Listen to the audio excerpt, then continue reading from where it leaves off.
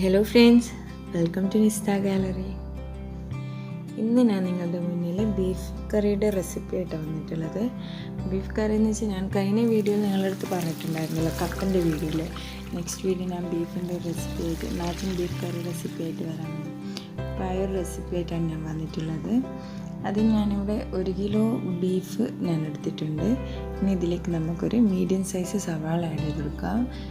അതേപോലെ ഒരു medium size തക്കാളിയും. അപ്പോൾ ഇത് രണ്ടും ഇട്ടിട്ടുണ്ട്. കൂടുതലാവാൻ പാടില്ല ഉള്ളിയും തക്കാളിയും. ഇനി ഇതിലേക്ക് ആവശ്യത്തിനനുസരിച്ചിട്ട് ഉപ്പ് ആഡ് ചെയ്യാം. പിന്നെ മുളക് പൊടിയാണ് വേണ്ടത്. മുളക് പൊടിയാണ് ഇതിന് മെയിനായിട്ട് ഇടുന്നത്. അപ്പോൾ അതിന് ഞാനൊരു 2 ടേബിൾ സ്പൂണോളം മുളക് പൊടി ഇടുന്നുണ്ട്. 2 3 എരിവിനനുസരിച്ചിട്ട് ഒരാൾക്ക് കൂട്ടാം. ഞാൻ ഇവിടെ 2 ടേബിൾ സ്പൂണാണ് ഇടുന്നത്. ഇതിലേക്ക് നമുക്ക് കുറച്ച് മഞ്ഞൾപ്പൊടി ആഡ് ചെയ്ത് കൊടുക്കാം. ഇപ്പം എൻ്റെ ചെറിയ സ്പൂണായതുകൊണ്ടാണ് ഇങ്ങനെ കുറേ ഇടുന്നത്. നമുക്ക് നന്നായിട്ടൊന്ന് മിക്സ് ചെയ്തെടുക്കാം. ഇതിൽ ഒട്ടും തന്നെ ഞാൻ വെള്ളം ഒഴിക്കുന്നില്ല. നല്ല പോലെ മിക്സ് ചെയ്ത് നമുക്കൊന്ന് വേവിച്ചെടുക്കണം. നമുക്കിത് ഗ്യാസ് കത്തിച്ചിട്ട് കുക്കർ അടുപ്പിലേക്ക് വെക്കാം. അപ്പോൾ ഇതെങ്ങനെ വെച്ചാൽ ആദ്യത്തെ 2 വിസിൽ ഹൈ ഫ്ലെയിമിലും അതിനുശേഷം 20 മിനിറ്റ് ലോ ഫ്ലെയിമിലാണ് ഞാൻ ഇത് വേവിച്ചെടുക്കുന്നത്. അപ്പോൾ ഇത് കണ്ടോ, ഇതിൽ നിന്ന് വെള്ളം ഒരുപാട് വന്നിട്ടുണ്ട്. നമുക്കിനി ഈ ബീഫ് ഒന്ന് ഫ്രൈ ചെയ്തെടുക്കാം. അതിനു വേണ്ടി ഞാനിവിടെ ഒരു കടായി വെച്ചിട്ടുണ്ട്. അതിലേക്ക് ആവശ്യത്തിനനുസരിച്ചിട്ട് ഓയിൽ ഒഴിച്ച് കൊടുക്കാം.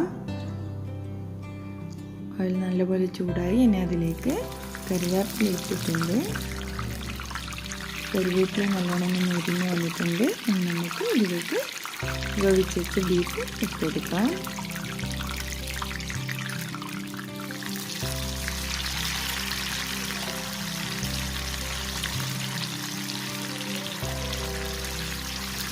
ബീഫ് ഞാനിവിടെ ഇട്ടിട്ടുണ്ട്. ഇനി ഇതൊന്ന് ഫ്രൈ ചെയ്തെടുക്കണം.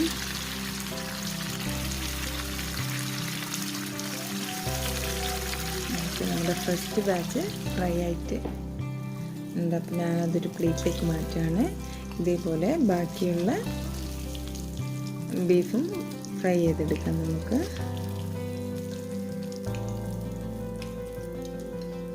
ഇവിടെ എൻ്റെ കടായി ചെറുതായതുകൊണ്ടാണ് ഇങ്ങനെ ബാച്ചസ് ആയിട്ട് ഫ്രൈ ചെയ്തെടുക്കേണ്ടി വരുന്നത്. അടുത്ത ട്രിപ്പും കൂടി ഇട്ട് കൊടുക്കാം. വെള്ളം നല്ലപോലെ അതിൽ നിന്ന് തന്നെ ഊറ്റിയെടുത്തിട്ട് വേണം ബീഫ് എടുത്തിട്ട് കടായിലേക്ക് ഇടാം. ഇല്ലെങ്കിൽ നമ്മുടെ എണ്ണയിൽ വെള്ളമാകുമ്പോൾ പൊട്ടിത്തെറിക്കും. നമുക്ക് ബീഫ് മാത്രം ഇട്ട് കൊടുക്കാം.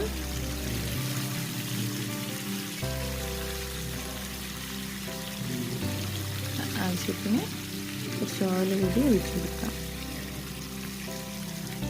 നമ്മുടെ സെക്കൻഡ് ബാച്ചും ഇവിടെ ഫ്രൈ ആയി വന്നിട്ടുണ്ട്.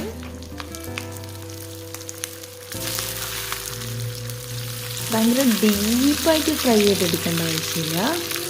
ഈ ഒരു പരുവത്തിൽ നമുക്ക് ഫ്രൈ ചെയ്ത് തരാം.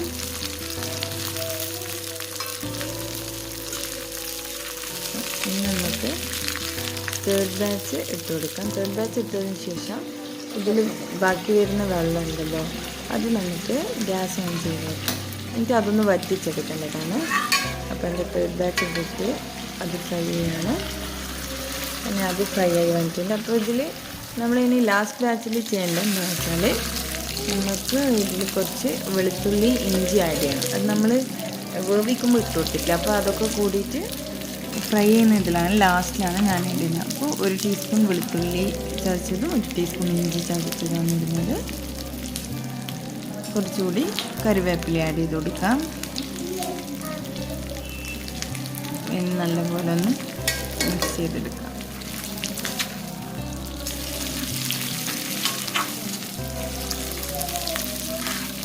നന്നായി മിക്സ് ചെയ്തിട്ടുണ്ട്.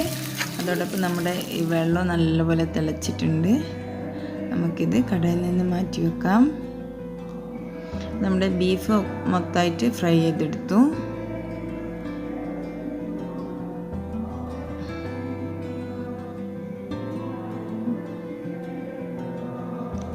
ബീഫ് ഇവിടെ ഫ്രൈ ആയതൊക്കെ ഇനി നമുക്ക് നമ്മുടെ വെള്ളത്തിലേക്ക് ആഡ് ചെയ്ത് കൊടുക്കാം. തിളക്കുന്ന വെള്ളത്തിലേക്ക് നന്നായി മിക്സ് ചെയ്തെടുക്കുക. ഇനി ഇതിലേക്ക് നമുക്ക്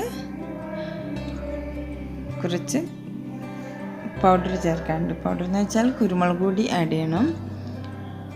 അതും ഒരു 2 ടീസ്പൂണോളം ഇട്ട് കൊടുക്കാം. ഇനി ഇതിലേക്ക് കുറച്ച് ഗരം മസാല പൗഡർ കൂടി ആഡ് ചെയ്യാം.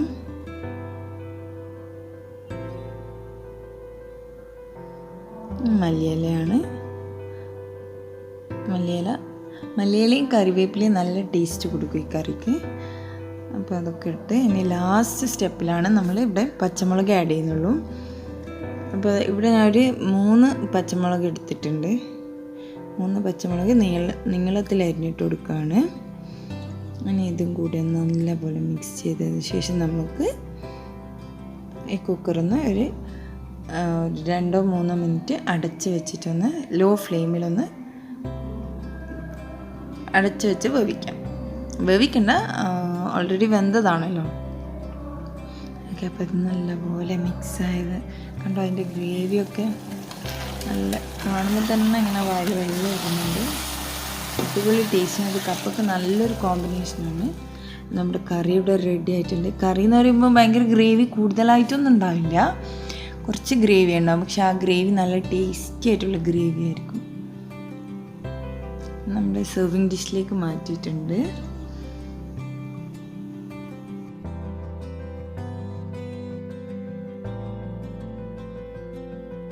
നിങ്ങളെല്ലാവരും ഈ റെസിപ്പി ഒന്ന് ട്രൈ ചെയ്ത് നോക്കണം. തീർച്ചയായും നിങ്ങൾക്ക് ഈ റെസിപ്പി ഇഷ്ടപ്പെടും.